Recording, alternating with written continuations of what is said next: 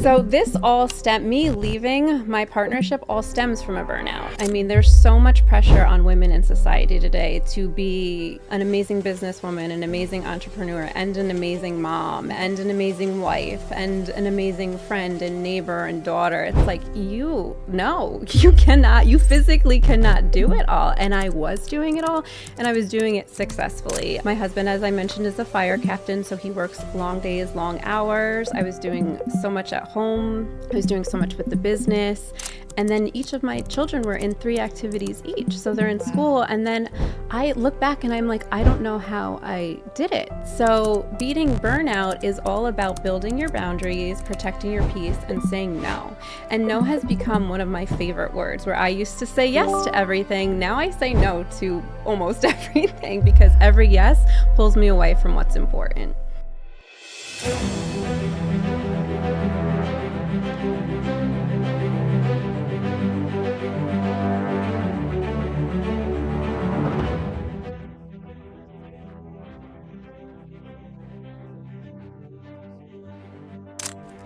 Hello, everyone. Micah Smith here, host of Rebuild and Rise.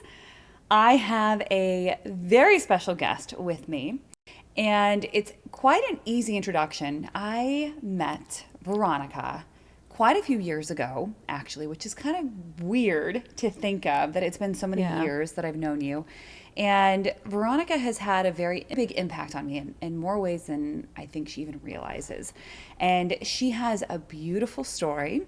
And I thought, what a great person to have on. She is a successful entrepreneur and just a beautiful story. And so I wanted to bring her here today because I feel like she is going to inspire so many of you.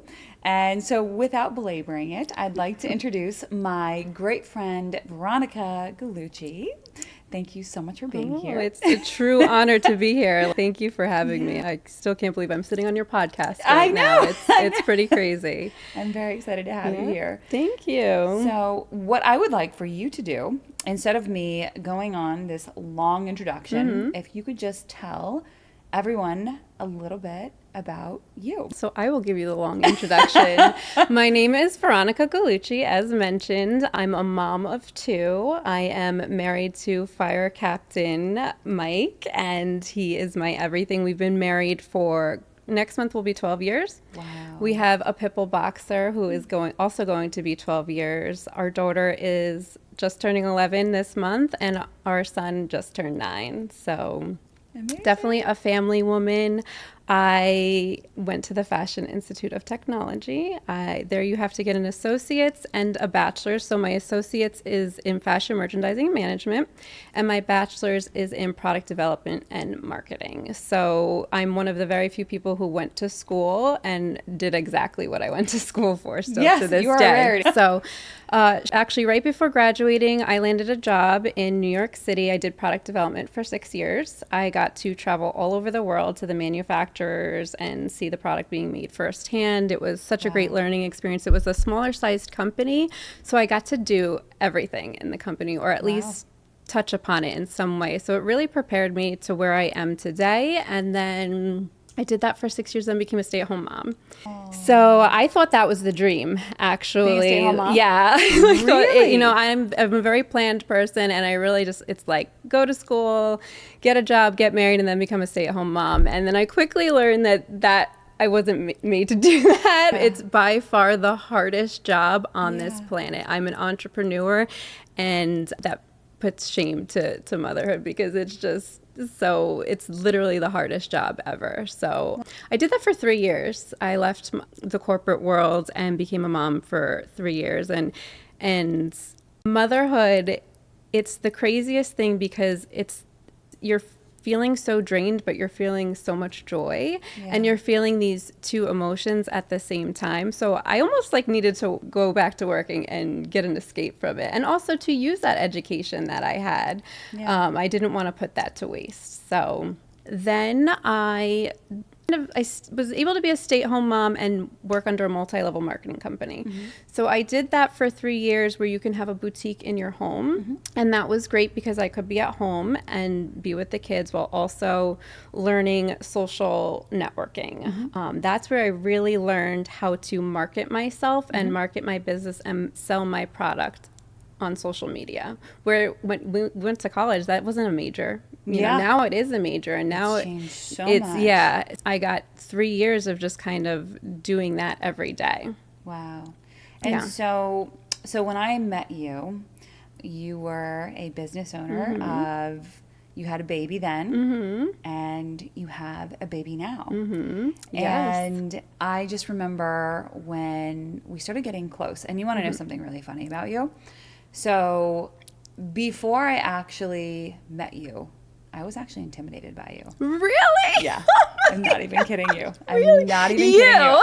Isn't that funny? That is crazy. I was actually very intimidated by you. And you just think maybe, right, you meet another business owner, another entrepreneur.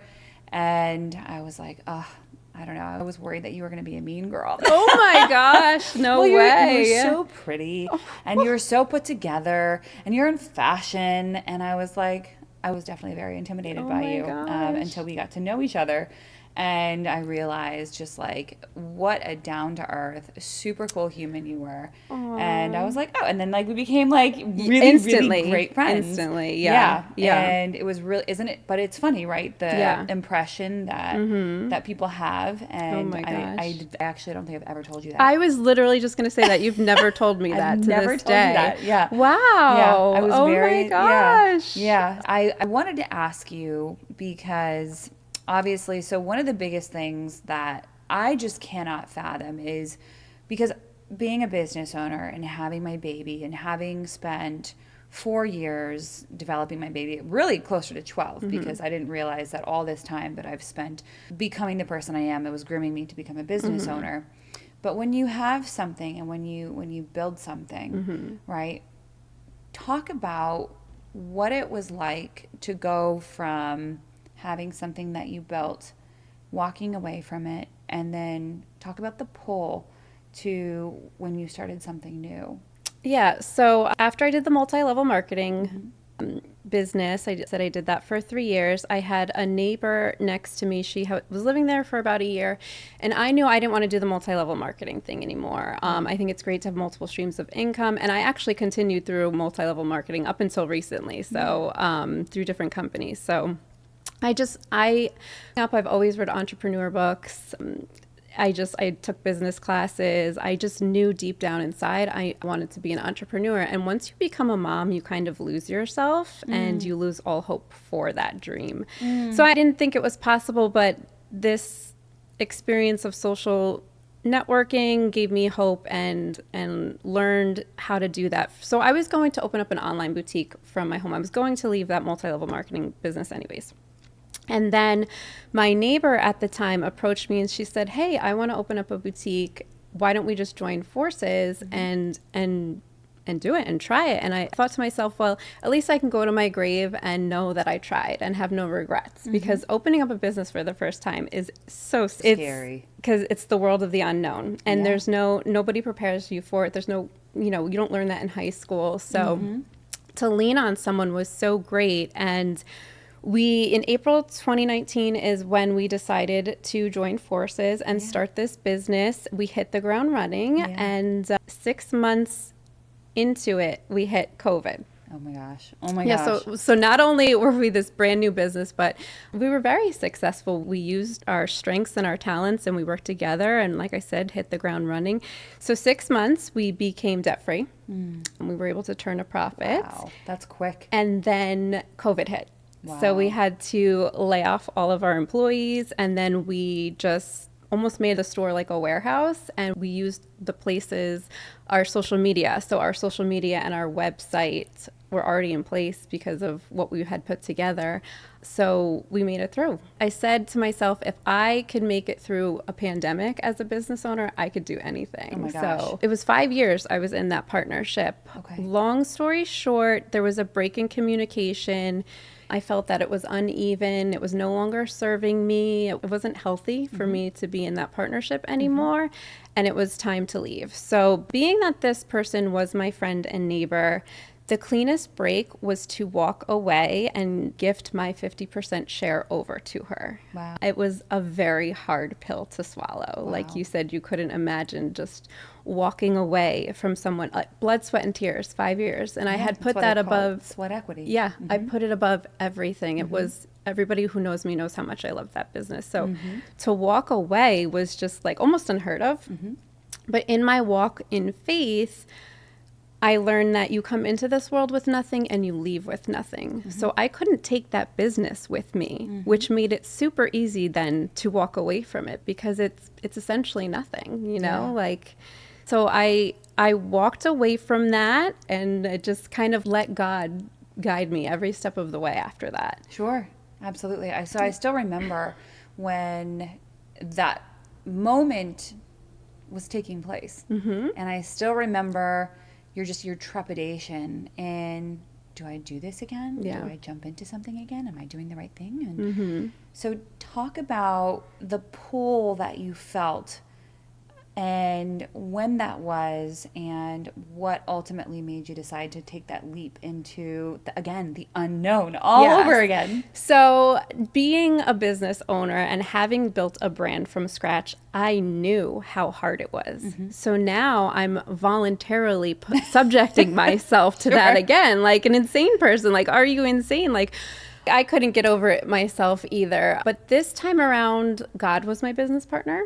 And I had this huge Christian community that I'd never had before. You being one of those people, I had this sisterhood, this newfound sisterhood that would literally drop and pray at any moment needed and was just there for me and guided me. And all of these women, including you, just reminded me, Veronica, you can do this in your sleep. You did this in your sleep. So why wouldn't you do this again? And what was very helpful is I have my church and I have my family. And I was like, well, if all else fails, I'm still loved by my family and church. I already have everything. So if this fails, it's no big deal. So, yeah. I love the fact that you highlight community and the importance of community and friendships and sisterhood. And I think that's also something somewhat newer to me as well. And now having found it, I don't know any other way. Yeah. Yeah. We're not meant to live in this world alone. We are not. No. And I've always craved that and had that. And I always thought I had friends in a big community and everyone knows you. But then it's like, would they stop, drop, and pray for you? Like, and I've never experienced anything like this. I'm 3 years into this community and it still holds true. I kept looking, like I was a little skeptical. I'm like, oh, someone's going to slip. You know, you're not allowed to gossip. You know, like you're not allowed to gossip. That's a whole new concept to me. Yeah. So, and it's a beautiful thing. And we all support each other's visions, each other's families. I've never experienced it. And now I actually lead a small group. Small groups saved my life. And now I get to give back. And I do lead a small group called Beating Burnout. Really? Yes. Through Valley. I hold it at my home. And it's so wonderful to be able to give back now and help others make the leap and create boundaries. This is amazing. I did not know that the name of your group was Beating Burnout. Yes. Please tell me where that comes from. So this all me leaving my partnership all stems from a burnout. I mean, there's so much pressure on women in society today to be an amazing businesswoman, an amazing entrepreneur, and an amazing mom, and an amazing wife, and an amazing friend and neighbor and daughter. It's like, you cannot, you physically cannot do it all. And I was doing it all, and I was doing it successfully. My husband, as I mentioned, is a fire captain, so he works long days, long hours. I was doing so much at home. I was doing so much with the business.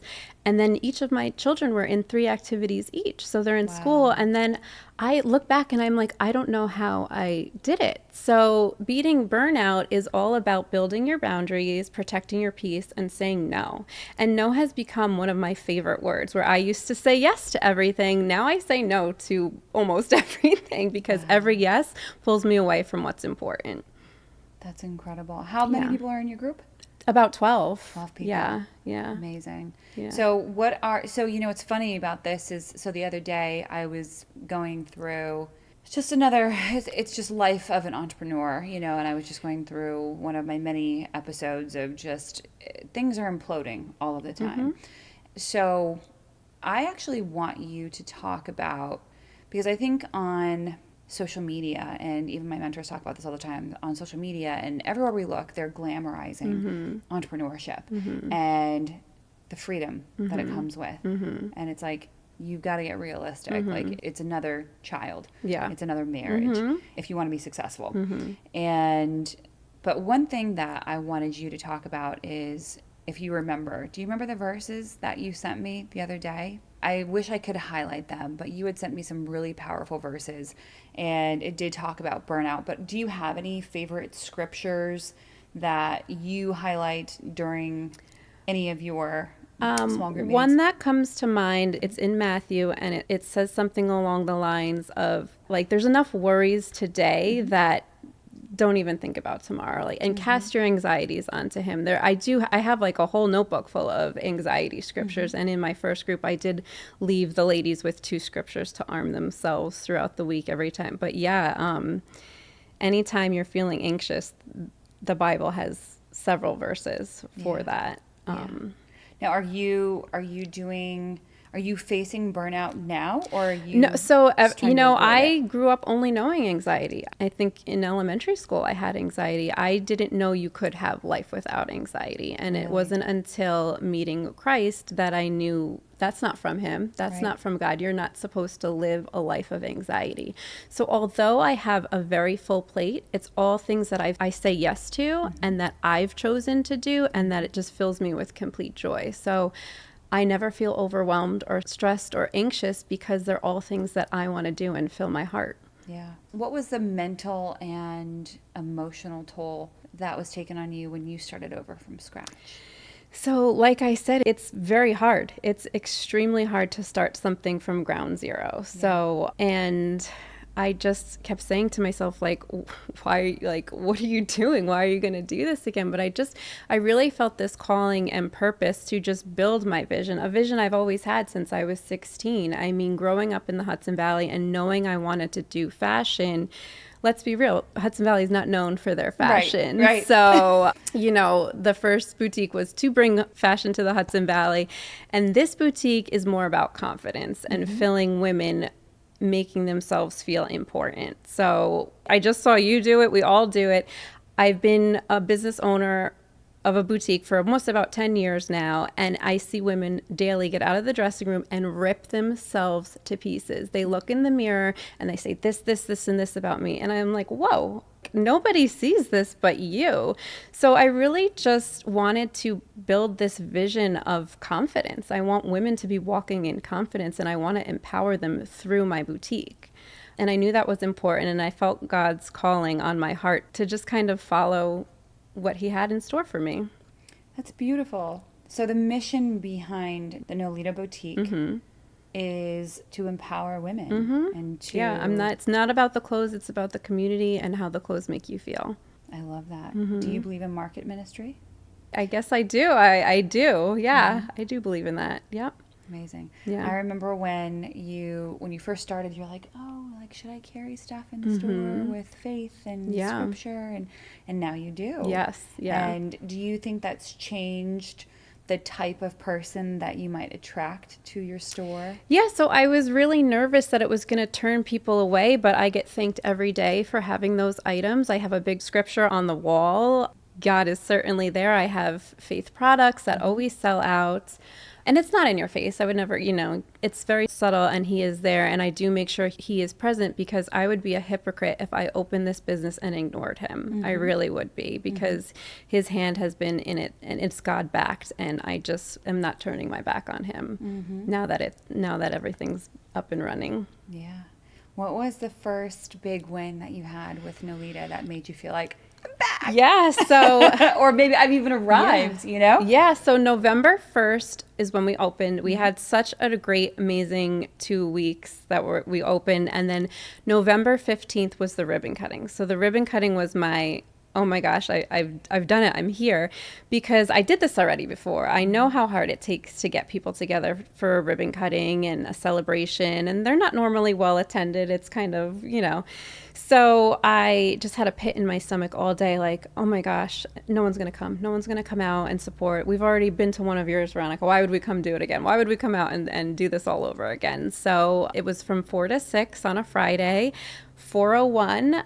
All the doors were open, and everyone just came flooding in to the point where you couldn't even see the floor. It was so crowded. It was so crowded and well attended, and I just felt the love from the community and the outpour of support from friends and family. It was so phenomenal. And my favorite moment, I didn't realize it at the night, but it was going back and looking through photos. My best friend from kindergarten who was there and who's also a business owner, she goes, Veronica, did you see the look on your daughter's face? The best part of the whole night was watching my daughter smile from ear to ear. The glow on her face was just made all of it worth it. Wow. Yeah. So, and you can go back on those pictures on Instagram in those pictures and see that smile. Wow. And that's, that's all I needed. I could close the next day and be completely fine. Yeah. So you said something really interesting in the beginning of the podcast, and it just reminded me just now because you talked about your daughter. Mm-hmm. But you said in the beginning of the podcast, you said that when I had children, my dreams of being an entrepreneur kind of died. Yeah. And now, in the position that you are in, obviously, you're a mama and you love your babies. Yes. You love them so much with your whole heart.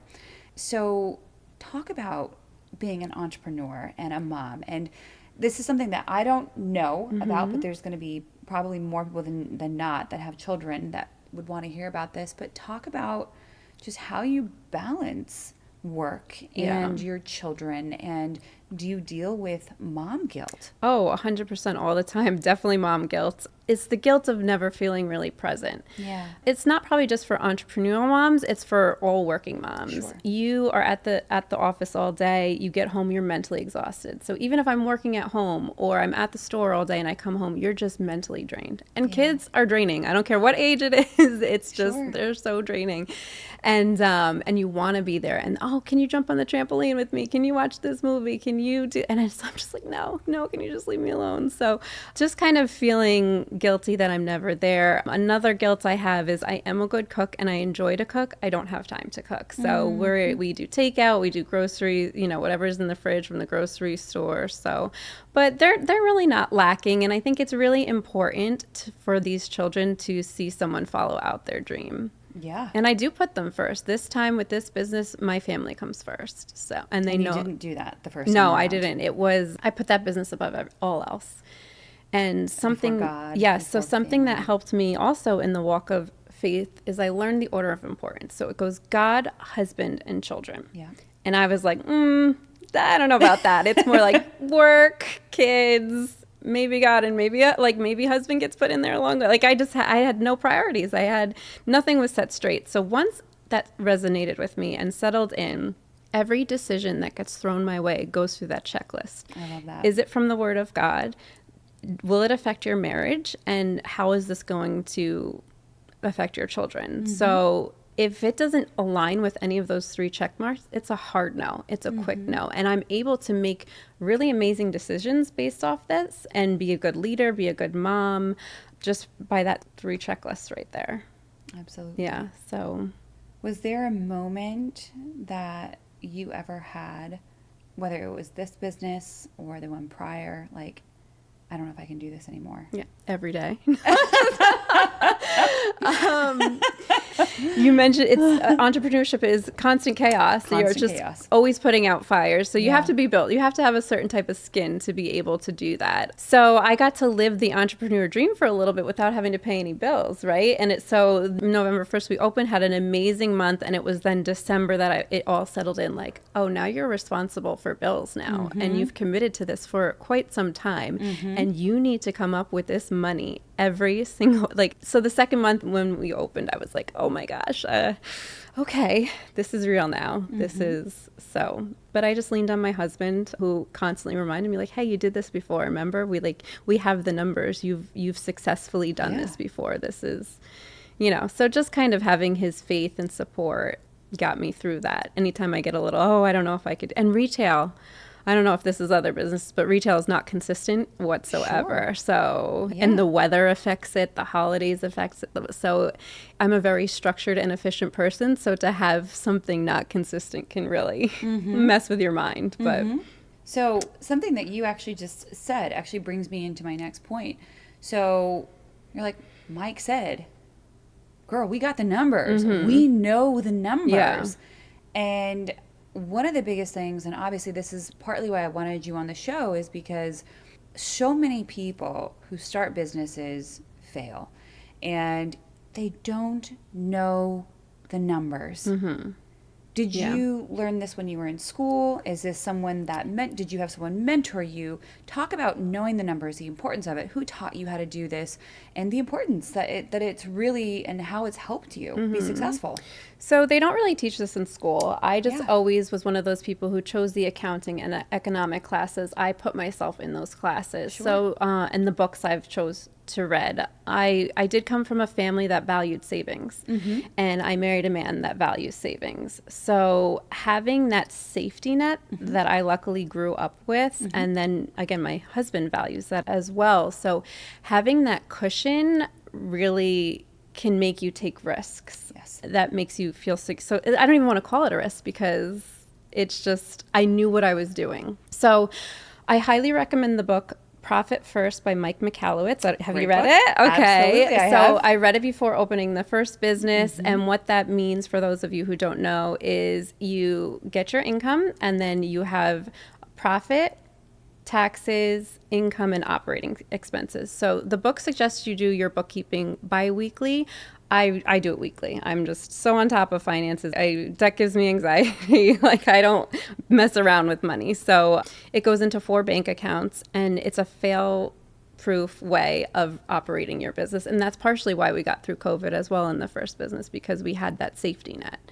So I just highly recommend reading that book before opening up a business. And it's even good in your life savings. Like, when I turned 18, I opened up a Roth IRA. And then when I started corporate, you have the 401k, I did the max contribution, and then my company matched that. So I've always saved for the future. My husband, of course, with his job, he has safety, savings in place. So not that we use that for this business, but we didn't risk our future with opening this business. And then, we were able to take our savings and invest into this business, and extended family members too. They went into their savings, and they're like, Veronica, you've done this before, and we know you're going to pay us back very quickly. So just, I can't stress enough. I don't know where it was lost in our country that people don't value savings. I can't stress enough how everyone needs to have savings for the future, and then immediate savings to tap into. Absolutely. It's one of the biggest things that we try to teach our clients, and we see the catastrophe it causes in people's lives when they're not prepared. And one of my guests that I had on the show was big on preparedness, and she was taught plan on the plan, not going according to plan. And catastrophe struck her and her family in a major, major, major way. And had she not planned accordingly, her children would have suffered. She would have suffered. An accident. Her husband got into a horrible accident that you could have never had in a million years expected. But because she was prepared, the family didn't have to suffer. And we tell people, it's like, well, what are you saving for? It's like, for what may happen. And it's like, you never want to think about these things that are very dismal to think about, but you have to be prepared for the unexpected. But we also look at it like it's freedom. Freedom of choice to walk away. If you don't, let's say you don't want to work in the job that you're working in because it has this giant salary attached, but it's completely empty and unfulfilling, and you actually want to take a smaller salary to work in something that's more fulfilling, you have that liberty because you financially are prepared. And so I love the fact that you are prepared, because it's very rare to meet a business owner that understands finances, that isn't just someone who found a calling, jumped in, and just let everything kind of flounder. It's very rare. And I love that you highlighted that book, because I love providing resources to people. Yeah. And it's funny, I actually forgot about that book. It's a phenomenal book. I think I poured through that in 2 days. It was so good. So, I mean, it's not a fun read because it's all about, it depends on who you ask. To us nerdy kids, it kind of is. If we're telling everybody to read it. But I highly recommend reading it because it's amazing. And it's so simple. It's just a simple concept of saving and taking those percentages and putting them. And I just don't understand why we're not teaching that in the schools. Like that should, instead of these weird math classes that we never use in real life. Don't get me started. What kind of weird calculators did you ever have? Oh, I don't even know. I don't even think I made it into those classes that required those calculators. Yeah, it's like, calculus 4. I'm like, I don't use any of this stuff. I don't even know what I would use it for. Yeah, so, just the simple concept of savings. So for any business owners out there who, because they say, so this was a very interesting statistic I heard, they say that by the year 2035, half of the world is going to own their own business. Okay. And as we know, it's like 97% of businesses fail. I mean, the number is staggering, and so for you, obviously you gave a great book, but is there anything else, like a system that you fall back on, that you think would help a business owner be successful? I don't know about a system, but the advice I always give aspiring entrepreneurs is there's never going to be a right time. It's never going to be the best time, and you just have to do it. You just have to take that first step. And now that this is my 3rd time doing it, it's true in all cases that everything will just start coming to you because you've made that commitment and decision to just move forward, and the resources will come out of nowhere, and you'll just have that grit and keep going, and just keep going and be prepared too. As I mentioned, the savings. A lot of entrepreneurs I know I have a part-time job. I'm the social media director at Valley Church. I still do that for over a year now, and it's a job that I love doing. Obviously, my husband's career. So multiple streams of income. Be prepared to use your personal income on this business as well as your personal savings. That's all just, you are going to fund that business like no other. And you have to be prepared to work for free, basically, for at least the first year. Everything that you make goes right back into that business. So just know that you might not pull a salary for about a year. Sure. It's funny, I was actually just at a networking event the other day, and my business has grown exponentially over the years, and a woman was there, and I love that she asked this question to me, and she's like, when did you go all in? When can I go all in on my business? When can I leave my job? And I told her, I said, you cannot leave your job until your business can pay your bills without ever having to wonder. And I said, until then, I said, you do both. Because too many times I see people abandon their 9 to 5, and all of a sudden now it's like, you're no longer doing this business because you love it. You're doing it because you have no other choice. And it becomes not fun, and you do things that you wouldn't normally do. And so I told her, I said, don't you dare quit your 9 to 5 until this will pay all of your bills and then some. And she's like, oh my gosh, because she was like literally thinking of leaving her job. And I'm like, don't you dare. That is the silliest thing. And I wish that more people understood falling forward and falling into something, and forward risk, and knowing what you're getting into, and having that understanding of what it requires. It is not glamorous. It is not easy. It is freaking brutal. It is hard. You make sacrifice after sacrifice after sacrifice. So tell me so I actually had asked somebody else this question, and I like this question. What are you most excited about? What does the future look like to you? I don't know. I would love to have a warehouse. I'd love to impact, I'm impacting my local community, but I would love to impact on a national level, and just to spread that message of you are fearfully and wonderfully made. the fashion world, everyone has to be this big. Like, no, look around you. Everyone is so different. Everyone is so unique, and we're not all going to fit in the same clothes. So I think I mentioned I get thanked almost daily for having inclusive sizing. I have sizes small to triple X, and I literally had almost someone in tears. It's a plus size, but I call it curvy collection. And this woman was shopping the curvy collection, and she goes, "Are you the owner?" And I said, "Yeah." She goes, "Can I ask you a question? Why did you decide to include plus sizes?" I said, "Because you can't get them anywhere else." Like, these women would say to me, I could finally go into a boutique and leave with more than just an accessory. Or a mother would come in and tell one of my employees, "Please tell the owner that I can now bring my daughter shopping and buy clothes for her because we can never go anywhere, and buy something cute." So I'm daily reminded that I'm doing the right thing and making the impact that I'm meant to. Is just so everybody knows that they are beautiful. That's really amazing. Yeah. So, and you said you see yourself having a warehouse. I would love to have a warehouse. Yes. Okay. Yes. Okay. Do you have a number as far as like the amount of people that you're looking to impact or reach?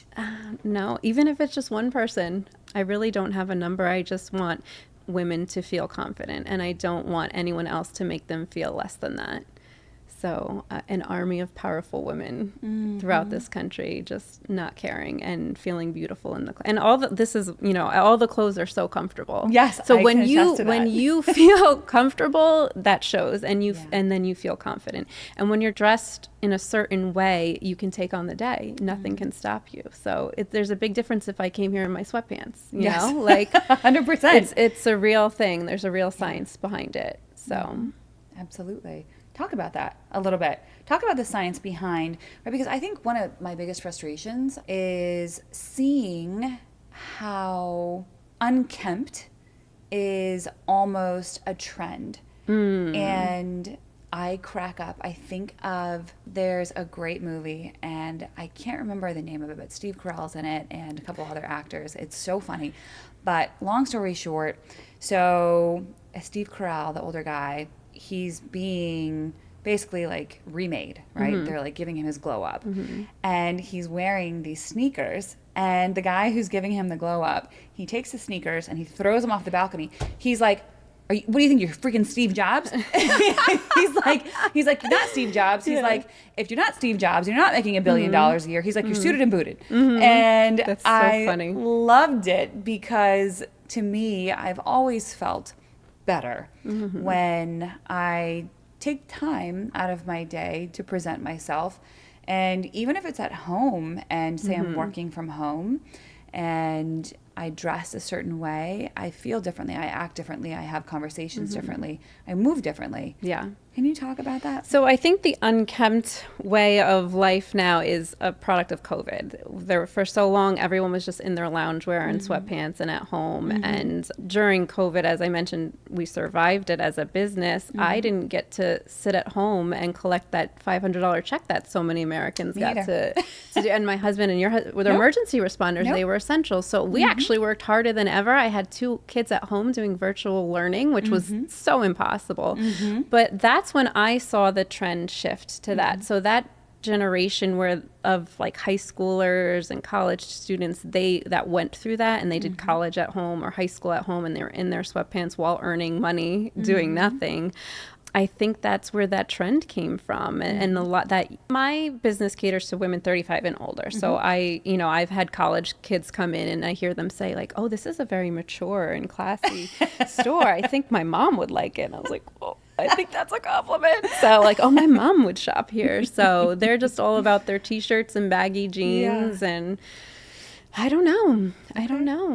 But I know you said something about the science behind it. Yeah. So if you're, going on an interview in a nice pantsuit, or like I had mentioned, sweatpants, who do you think is going to get that job? You don't even have to say one word. It's true. You're not supposed to be judgmental, but before you say anything, what you wear speaks for you. How you look speaks before you even open your mouth. Sure. So you better make sure you're leaving the house feeling confident. And how many people say like, "Oh, I was in the grocery store and I just threw on no makeup and I threw on my sweatpants and I saw everybody I knew." Well, maybe just put on a little makeup and put on a nice like t-shirt and jeans, and you chose to leave the house like that. Yeah. So Yeah, I mean, it's a direct reflection on how you feel is how you're dressed. Yeah. I love that. And it's really not hard. And we have all of our employees know how to style you. You don't have to know what to do. And I do realize that it doesn't come natural to everyone. And that's what we're here for. We can give you 3 items. We'll tell you how to mix and match it, how to put it back to items within your closet. So we're here to help. What's one of your most memorable stories from just a time where maybe you dressed a client or a conversation you had? What's one of your memorable, most impactful stories, which ultimately leaves me with really my last question for you, which is, what is the legacy? What is the impact that you are, and I know we talked a little bit about this throughout the conversation, but what kind of impact and legacy are you looking to leave with Nolita? And talk about a really inspirational conversation moment, like you telling me, people are leaving in tears. Tell me something, and then tell me what the legacy is that you're looking to leave. Yeah, so even just yesterday, someone was coming to dress for their 21st wedding anniversary. They were going out that night, and it's so funny. I feel like you and I are very prepared people, and we know, but a lot of people come in the day of the event needing something to wear. So we are dressing people for graduation. We're dressing people for their anniversaries, wedding events. Like, we're dressing you for an occasion that you're going to be in pictures and seeing these for the rest of your life, and you want to look back on them and say, like, oh wow, I looked so good, and so there, I don't, other than that one woman who came in almost in tears, or like I said, I get thanked all the time for having inclusive sizing, and it's not just people. I did my research. So people who need inclusive sizing, they don't want these crazy patterns. Like, they're like, oh, you actually have cute stuff that we can wear. It's not like, so just for everybody to feel included and to feel beautiful and to be able to walk into our store and find something that makes them feel confident. And the legacy that I'd love to leave behind is not only to leave my children a business that they could carry on, and like I'd mentioned before, for all these women to feel fearfully and wonderfully made. You wrote this scripture in my stock room, and I have it plastered on my wall. It's Proverbs 31:25. She is clothed in strength and dignity, and she laughs without fear of the future. So it's plastered on my wall in the store, and I just want everyone to feel that. I love that. Just to not have fear of the future. Yeah, that's one of my favorite verses, and I remember it because it's in Valley in the women's bathroom. Oh, how funny. And I read it every time, and it's Proverbs 31 is my absolute favorite. Yeah. Favorite chapter in Proverbs. Yeah. And I love, that's actually my alter ego, is the Proverbs 31 woman. And I think about that scripture all the time. Yeah. And I love that it's on your wall because it's so much more than clothing, right? Yeah. It's truly like, it's like our armor that we put on Absolutely. day to day. Yeah. 100%. And you know what's great about this is, I mean, everybody has a reason for what they do. And I love hearing just the passion behind what you do, because you can't be a successful business owner without a passion. Absolutely not. No, For what you do. And I think that's amazing. And I know personally firsthand just how amazing it is to interact with you and to have that experience of just even shopping or having a conversation. And so for all of our listeners and for our viewers as well, what would be the best way to find you? You can go to shopnolitaboutique.com, or Instagram is probably another good place, which is at shopnolitaboutique. And you have hilarious stuff all the time. Guys, when she says like she studied marketing, but this girl is a natural. Like, you are a natural. Like, you are so good at marketing. I do use emotional marketing, so you're very good at it. Yes, I hope they all follow you because it's so that'd inspiring. Be cool. Yeah. Yes. Awesome. Amazing. Well, thank you so much for being on this podcast today. You were such a dear friend of mine, and it's amazing how we met, and it's really cool that God put you in my path. And so thank you for the inspiration, the love, the support, and we're so grateful to have you in this community in the Hudson Valley, and I know that you are definitely impacting lives wherever you go. So thank you so much for being on the podcast today. Thank you for having me. Of course, of course. All right, guys, I am the host of Rebuild and Rise. God bless. We'll see you next time.